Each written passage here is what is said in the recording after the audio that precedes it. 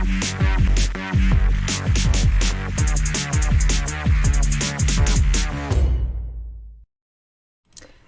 here we are yet again. Yeah, and Pokey's trying to fucking pull out the side of the chair. Trying to pull out the side of the chair, leave it alone, Poke.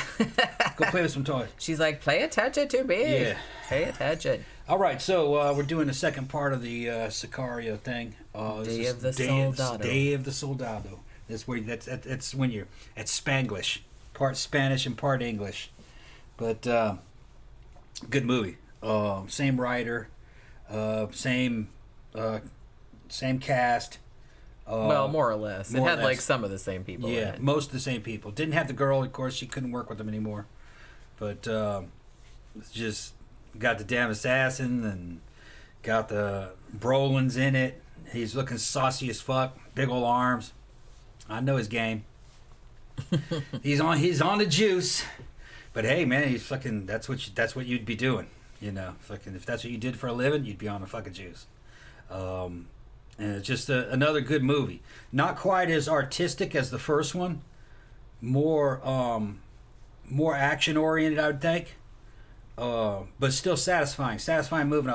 I liked it. I did as well. I don't know if I'd go so far as say I like it better than the first one, because the first one was kind of like a masterpiece. And I will say that this one is, you know, it obviously didn't have the same director, Denis Villeneuve, and it didn't have the same cinematographer, Roger Deakins. It's still good, though. Yeah, but it's still, like, really, really good. Yeah. I liked that the story... You know what, though? I think I preferred the story in this one, though. Yeah, it was more fun, I think. Not really fun. Yeah, not fun. I don't think that's the word, but more direct, more but also like an action movie. But like more complex at the same time too, like with all kind of double crosses and false flags and all kind of shit going on. They're trying to start a drug war, basically, between all the cartels. That was their secret mission, and they end up almost starting a damn war with Mexico itself, because they have to fucking attack. The Mexican army turned on them when they were in a convoy, and they killed a bunch of them, and then that ended up on the news, and the president got pissed. U.S. president got pissed. And then Del Toro's in it. He's like, he has a huge role in it. Yeah, I like that they expanded his role in this one, because it's mostly, I don't know if I'd say it was mostly about him, but he's in it. I mean, he's kind of the main character. He's the main dude in it, yeah. Well, Brolin also. Yeah. They're just two different characters with different story arcs. It's kind of like gray and black. You know what I mean? The Brolin's, his shit is he's just gray. Del Toro's just kind of black. You know, he's the creature of evil. But he still has a moral center, though, like, which is demonstrated at the end of this movie. Here's the thing. What are you doing, Poke? What you doing, Poke? I keep hearing little conventional morality. These people live in a world of good versus evil. In this game and in combat arms, it's not a world of good versus evil that you live in. You live in a world of evil versus evil. But what makes you better than the other evil is that you're using evil to reduce the sum total of evil for the benefit of mankind. So it's like a personal sacrifice to better the world. That is the idea. Because you can't reason with these fuckers. You got to kill them. And sometimes sending messages and doing things that are fucking terrible can psychologically trick the enemy to break them down. You know, there's a bunch of fucking games that you can do, and they're doing it in this movie. So I like the fact that they discuss all this. And but Del Toro, yeah, he's evil versus evil, but he's trying to benefit mankind. Yeah. All right. And the way it ends, you're not sure what happened. I think he was going to recruit the kid. And I think he was going to recruit that kid because I think he suspected that the kid shot him in the mouth to fake, to maybe let him live. Maybe. Either that or he killed the kid. It's left... it's left ambiguous. Well, like I said, they're working on a third one as far as I'm aware. So they do kind of set up like a third installment. Yeah. And we're not really sure where it's going. It could have gone either way. I kind of thought, I mean, and hopefully everybody's seen the movie, because it's hard to talk about it without, like, spoiling it, but you know what I mean? So I kind of thought, at first, I was kind of like, oh, he's probably going to kill the kid, but then he's like, hey, thanks for shooting me in the face, asshole. But But then I was kind of like, well, like you said, he's probably going to recruit him because he does say like, oh, so you want to be a Sicario? Yeah. And then it's time to talk about your future. And I was like, yeah, whether or not you have one or not. Right.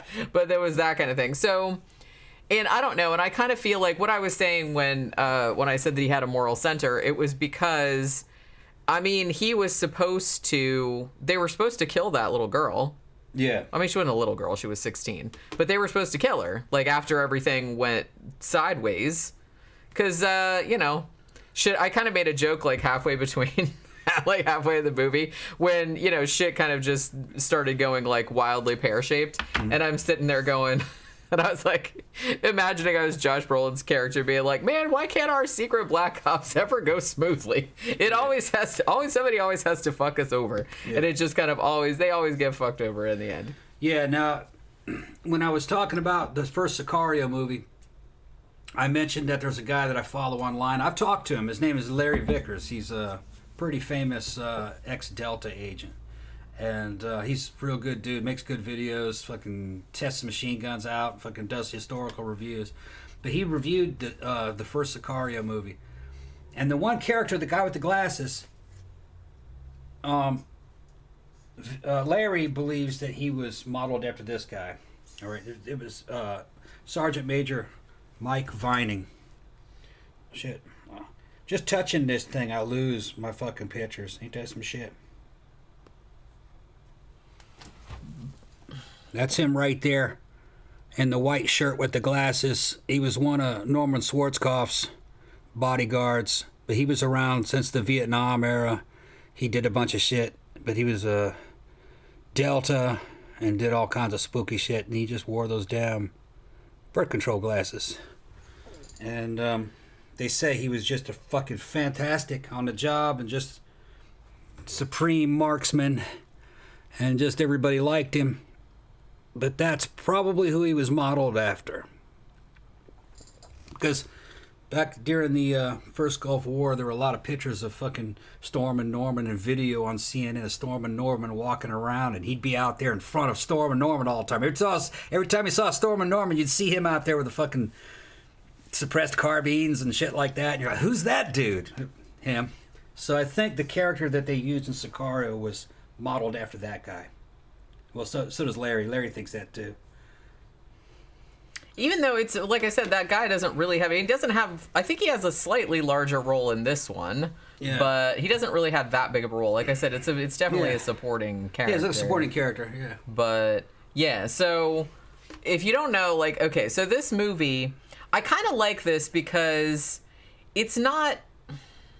Yeah, it's a sequel, I guess. But you could watch it as a standalone. Like, you don't have to see them both. I guess it helps if you do.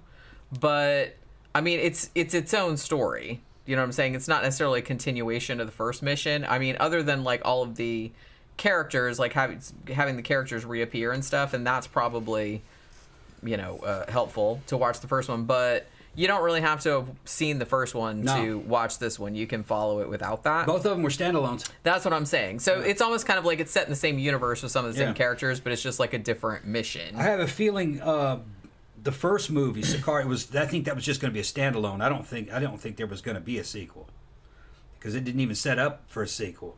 Yeah, it didn't really. The way it was written and the way it ends, it was very self-contained. So I guess just in case they didn't have a sequel, it would be like just Apocalypse Now. There'd just be one. You know, it was good.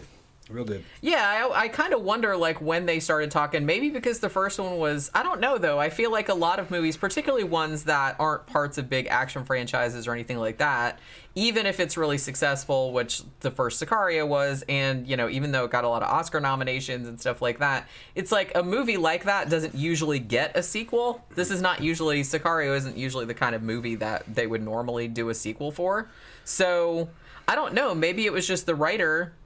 Taylor Sheridan, and he was just kind of like, oh, I like that, you know, Benicio del Toro character, Alejandro, and he's like, and I want to do something else with that guy. So maybe he just went there and said, hey, let's do another standalone movie, but with the same characters, and it'll kind of be like a sequel. I don't know. I don't know how that came about, but it's the same writer, like I said. So this one, I don't know. Like I said, I kind of liked Emily Blunt in the first one. But I liked that this one was kind of the same thing, but it was also kind of like a different thing. Like, it didn't really have a character like her. This was basically just following. You didn't really have any good guys in this. I mean, everyone was varying shades of, like you said, from gray to black. There's no like good guys in this. Whereas Emily Blunt was set up very much as like the good guy. You know what I mean? She was kind of the only one that was still like thinking, like trying to follow the laws and everything like that, whereas nobody else was. This one, like, nobody's trying to follow laws at all. Even the little girl wasn't good. That's what I'm saying. Like, everybody in this, and so it's pretty grim. Yeah. But I don't know. Like, I don't know if I'd call it like entertaining necessarily. Like, it is entertaining, but it is also like really, really grim. But all of the characters, even though they're all differing shades of bad guys, are all like really interesting. Yeah. So the deaf guy was good. That's right. The deaf guy. The deaf guy from like two scenes. Yeah. He was like the only good guy. Yeah. And I'm sure like some of the poor like immigrants like on the bus and everything like that, they seemed like all nice people and everything like that. The deaf guy was mystified. These guys just coming out of the damn desert with this little girl, and he's like, "That's that girl that's missing, isn't it? The one that was kidnapped, you know." And it was good. That was a really good scene. And they were like, "How you know?" And they were like, "How do you, as a soldier, and as, you know, how do you know about sign language?" Which is ridiculous, you know. Fucking, you guys know me. Fucking Wesley, my cousin's deaf. I know sign. I grew up with sign. So yeah, you never can tell. Anybody the soldiers have a fucking wide variety of backgrounds. They're not monolithic, but I just thought that was funny dialogue. I guess a person would think that. Well, I mean, Del Toro wouldn't know sign language. But I would kind of think if you were a deaf person, you would probably just assume that most people wouldn't know. Right. You know what I mean? So any random rando that like wanders up on your property, you're just going to assume they don't know sign language. Well, that was the girl though. That was the girl that said that though. That's true. How do you know about sign language? Well, she was a little kid though. But she was a teenager, and she had grown up in a really like privileged, sheltered environment. Yeah, she was a narco's daughter. She was like a narco princess. She had her own 30-room mansion with cars and shit like that. Yeah, that was one of the funny lines. Like that guy was like, "I wish I was a teenager." Yeah, that was the guy that was probably modeled after Sergeant Major Vanning. He was like, "Fucking, I wish I was a teenage girl." That's what he said. Well, not every teenage girl gets their own 30-room mansion. I certainly didn't get one. Yeah. But this kind of shows like how fucked up all of these kind of operations are, and how easy it is for everything to go drastically awry, right? I mean, even at the beginning where you have supposedly members of ISIS coming in through the Mexican border and like blowing up people in Kansas City. And so this kind of stems like the guy who is from the Department of Defense or whoever, like the guy that Matthew Modine is playing. And they're basically like, okay, well, we want to send a message or like punish the Mexican cartels, but they seem to be all like peaceful at the moment. So let's fuck them up. Let's go in there and stage like a bunch of false flag operations to get them to fight each other. So they basically go in there, they assassinate one high up guy, like the lawyer, I think for the Matamoros cartel. Like they go in and assassinate him, and then they say that it's the other cartel that did it. And then they go and kidnap the 16-year-old daughter of what was his name, Carlos Reyes, who was the guy that told the people to kill Alejandro's family, right? So that's why they brought him like back on this mission. So yeah, it's pretty fucked up. So now they have this teenage girl in custody, and they're trying to make her think that the Matamoros cartel abducted her. Yeah. So they put her in the safe house, and then they they're just kind of like have all these other people come in and like, hi, we're like the Americans and we're here to save you, even though it's the same people that took her. So yeah, and so she's just kind of like wagged around with them, and eventually it gets to a point where they the Mexican army, the Mexican police and shit like that like turn on the American operation, and at that point like they end up shooting like a whole bunch of Mexican cops. And then the Mexican government has a fucking freak out about it. And they're like, oh, the little girl saw all of that, so now she's got to be eliminated. Yeah. And, Alejandro has to be eliminated. And there's this whole thing. And then there's that other subplot with, like, the kid, like the teenage boy that's kind of being groomed into, groomed into one of the cartels, essentially, like helping, like, smuggle people across the border and shit like that. Because they find out later on that the whole ISIS people like coming through the Mexican border, that didn't even happen. Like they just like the cartels just faked that. So even like the information that they were acting on like at the very start like was not true. Yeah, that's right. So was the Del Toro guy? He was on the run after that because they wanted to kill him, right? They were going to kill him. Well, and he must be on the run. Yeah. So that must well be because Josh Brolin called him. Like he at least gave him the thing where he warned him, and he's like, "Look, you and the girl, like we got to rub you out. You know, that's what we're supposed to do now." That's right. And so he basically just said, "Good luck." Yeah. Well, you know, he probably did recruit that kid because he would have needed him. That's what I'm saying. Yeah. But see, now we don't know. Like, did everybody think he was dead? Because they probably just thought he was on the run. Well, because Josh Brolin like saw him get shot. Yeah. Because remember they were up in the helicopter and he was he's like, "Oh, I'm glad we didn't have to do that because they were supposed to kill him, but that was his friend." Yeah, they didn't see him after that, so they didn't know he survived the bullet wound. That's right. Yeah. Right. They think he's dead. Right. Which probably is the best scenario because I was thinking that they saw him afterwards. No, they didn't. They didn't really bring that up because, they saw him die. Like I said, they saw him just laying there in the quarry or whatever with that other teenager that they shot. He didn't get into the green truck until after the fucking helicopters left. Right. Yeah. Right. That's what I'm saying. Right. So they don't know. So they think he's dead. That's right. Which, like I said, is probably good for him. Yeah. But then, like, at the end when they jump ahead, they jump ahead a year. It's good for him. They think he's dead, but it's not over. The third one's coming out, so you know he's going to be in it. He's probably going to have to clear his name and get himself cleared, and get himself off the hit list. That's what's going to happen there. Yeah. And probably the only way to do that is get dirt on somebody. Yeah, I'm interested to see because I think he's the best character. I mean, Josh Brolin is great in this too. Yeah. Like I liked him because he was. I think Danny Rolling said something about it. When he got his arm all fucked up. Like, did he get shot or stabbed? I can't remember. But he got, like, his arm got all fucked up, and they were like... He got shot during the... he got shot during the helicopter scene at the end, right? Well, this was kind of more like halfway through the movie, where they kind of like fucked up his arm. So much shit happened. I have to watch the movie. I have to watch it again. And he was back at the thing, like kind of trying to put some stuff over it. And they said, well, that's going to need stitches. And he said, oh, well, good luck for me. Like, I'll still need stitches tomorrow. Yeah. And then like, what's her name comes in and says about it. And he's like, fucking Mondays. You know what I mean? Which I thought was like super funny. Yeah. But yeah, he's just like, he's a funny character. But like I said, I kind of like too that even though Josh Brolin's character and Benicio del Toro's character are, Matt and Alejandro are their characters' names.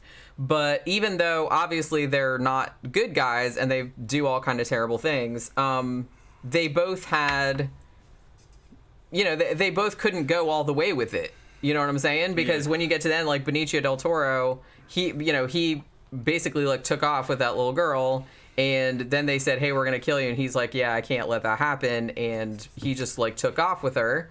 And then it turned out, too, that Josh Brolin was supposed to kill the little girl, and he couldn't do it either. Yeah. And he's like, so he's going to get in trouble because he was supposed to wipe her. He was supposed to, like, eliminate her because she saw all of the shit where, because they were trying to cover up the whole thing where they killed all the Mexican cops because the government was pissed.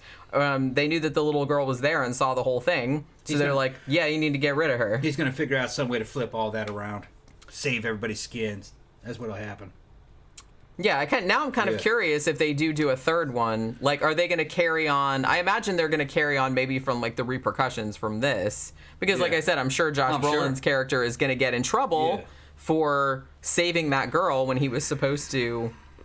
get rid of her. He was supposed to kill her, but he couldn't do it. I don't know how old fucking Josh Brolin is, but he was looking good in this. Fucking his arms and shit. He was fucking training and stuff. And he doesn't look like he did a bodybuilding routine. He just looked like he did a performance routine. He was fucking rejuvenated. He looked fucking strong.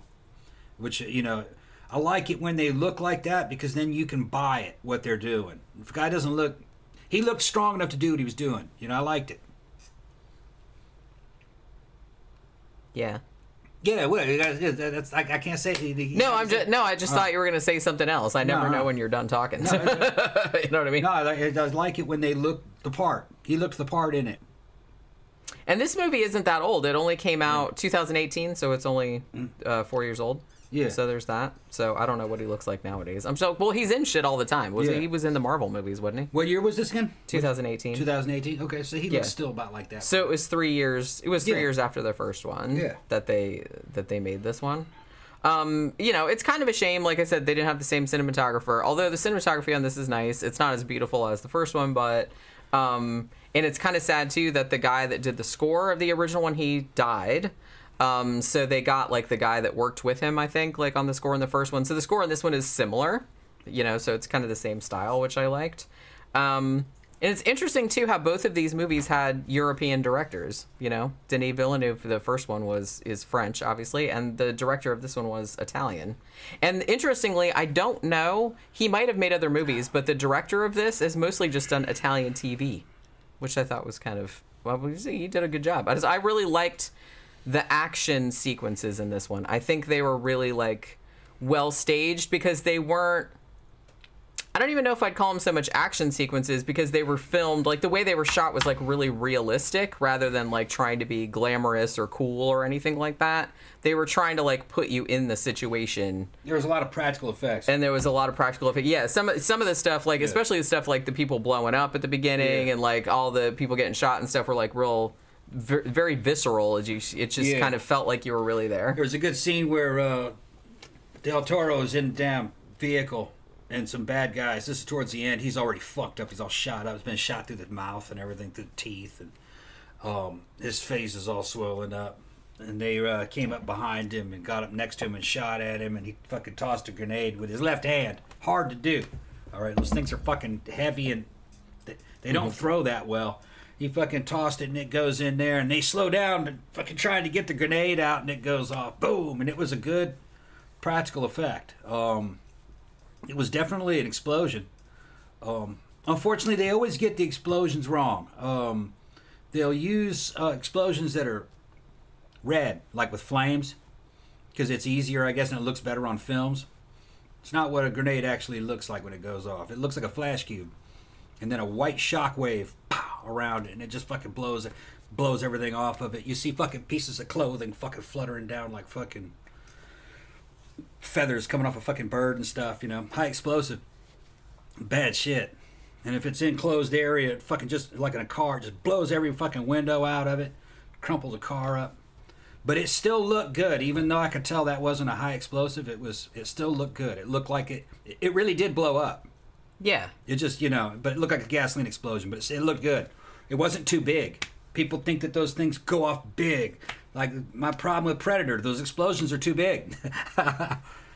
Yeah, fucking grenade goes off fucking like a glorified firework. But it's intense, it'll fucking kill you. Especially, like I said, in an enclosed area. It's high explosive. Just the shockwave is like getting hit with a fucking bat. And it literally blows pieces of clothing off of you. But yeah, I did like that particular explosion inside the car. I think was really well done. Good. It didn't look like it might have been CGI, but it didn't look like it. Yeah.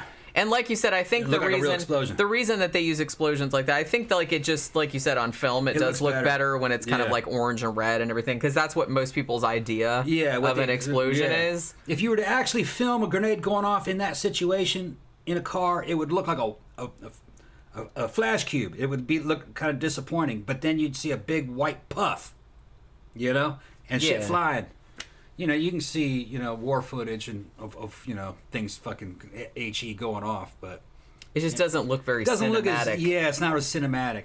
It's not a cinematic. So that's why. Yeah, I mean the actual explosion, the actual explosive in there is a little bit bigger than a ping pong ball. There's not much in it.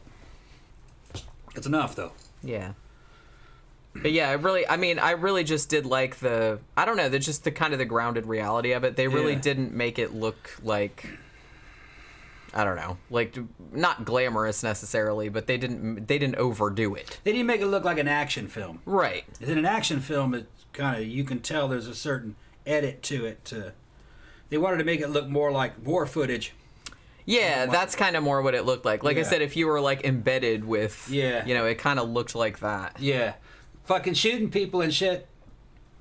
never looks as cool in real life as it does in the movies. In the movies, it looks nothing fucking looks awesome. as The cool in camera real angles life off. as it does in movies. Just if you guys want to see what it looks like, really looks like, there's a fucking YouTube channel called Police Activity, and it's all the damn body cameras off the cops and all the shootings, and you can see, you almost laugh because it's so stupid. Dude doing something, and he falls, and like, why do you do that? What was the plan there? You know what I mean? Fucking, it just, dudes are stupid. Why would you chase the... Dudes are stupid. Dudes are stupid.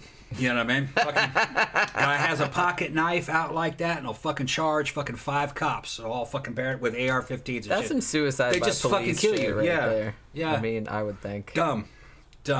They want to die, but I guess so. they're like too cowardly to do it themselves, I guess. So they're just like, well, I'm going to make cops shoot me. Well, they're responding to something that the dude did. You know what I mean? Fucking stealing shit from a store or something, and then they just, fuck it, I'm going to die. And dumb. But it doesn't look very action-packed.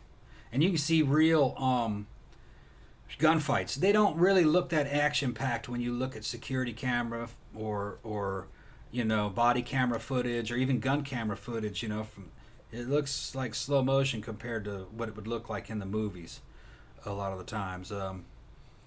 One of the most action-packed gunfights I ever saw was security camera of 2 Mexican cartels shooting it out in front of a damn store. And it involves a car drives up. It's like a vehicle ambush. And about 6 guys in there open up on them. And they kill some of the guys fucking instantly, and then other guys start pouring out and returning fire, and they're shooting at each other from across the street. And then the car comes back, and it went on for a long time. And dudes are jumping out the doors to watch the gunfight, and fucking bullets are fucking ricocheting and impacting all around the door frame. You're like, dude, get back in. But little fat boy wants to see the gunfight and shit, and he's like 40, wants to watch the gun down, and he's got his fucking Mexican cowboy hat on, wants to see the whole shit. I don't need to see the gunfight. I'm good. Yeah, fucking rounds are impact, and he go, oh, you're doing good, fucking, it was wild. Yeah, fucking Bee's Nest is in there. He knows the exact gunfight we're talking about. He showed it to me.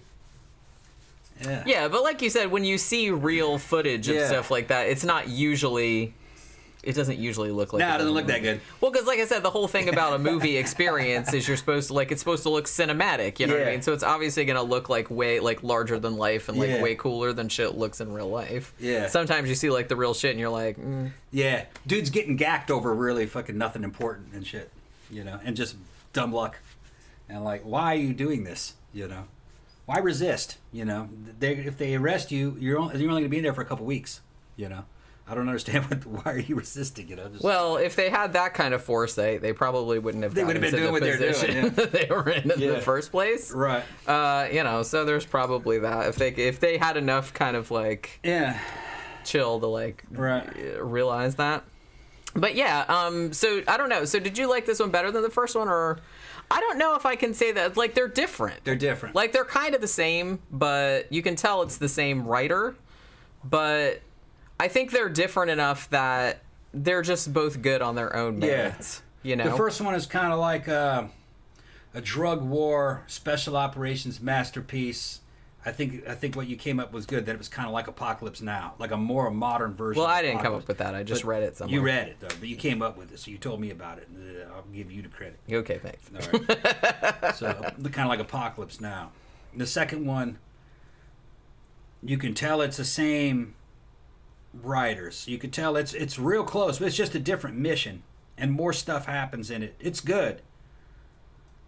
It's kind of a more complicated story than the first one, I feel like. The second one's almost kind of like a damn Godfather movie with some more action in it.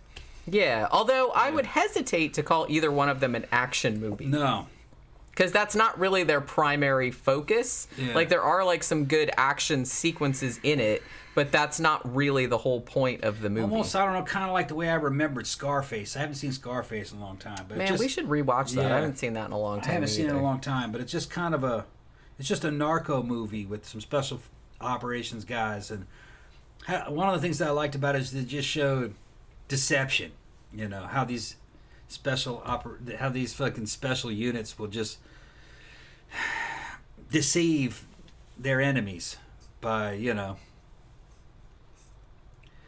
attacking them in the name of fucking, they'll attack a drug cartel and claim to be another cartel to get them fighting each other. Yeah, that's the whole thing that they were trying to do. It's like, hey, we're gonna kidnap this little girl, like, and say that it was the other cartel that did it, just to get them pissed off and like fighting again. There was a bunch of weird shit, kind of like this that happened, and it happens now. It happens today, but the stuff that's been declassified that you kind of can talk about, at least some of it, would be like what Max Sog was doing in Vietnam. And some of the shit that they were doing was fucking pretty dirty, Basically attacking friendlies is one of the things that they would do. To test them, or to punish them, or attacking a friendly that was actually involved with the enemy, but you couldn't let that get out. Just stuff like they did shit like that. Because there was a lot of corruption in the South Vietnamese government. And you really weren't at war with Laos, but they fought some of those people. And the same thing with Cambodia. They did things to Cambodians that they weren't supposed to be doing. But that's just the nature people of what always that is. Doing shit they're not supposed to Yeah. Especially when all this war shit's going on. Yeah, and the money's involved, and fucking people's careers are involved. These dudes have fucking pools they need to make, and they need to dig pools, and they got to have private jets, and new wing on the mansion, and they got to get promoted and look good in front of their bosses, and they just most of it at that it's called echelons above reality. The higher up you go, the less those people know what's actually happening. They mostly live in a world of lies and illusion. Only the grunts at the bottom know what's really happening, and they're telling the chain of command what the chain of command told them to say.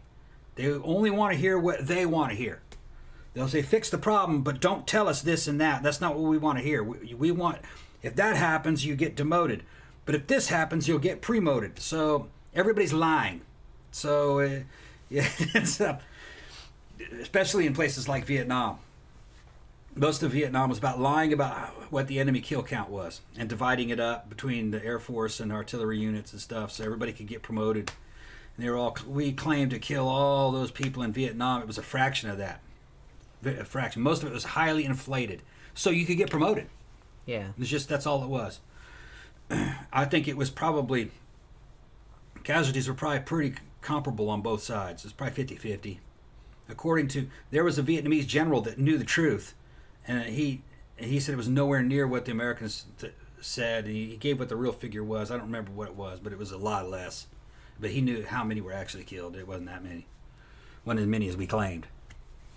That kind of reminds me of when I worked for the Scientologists, and they had this whole like system where every job that you did like had a point total, and your point total was supposed to be up every single week, which is impossible, obviously. Yeah.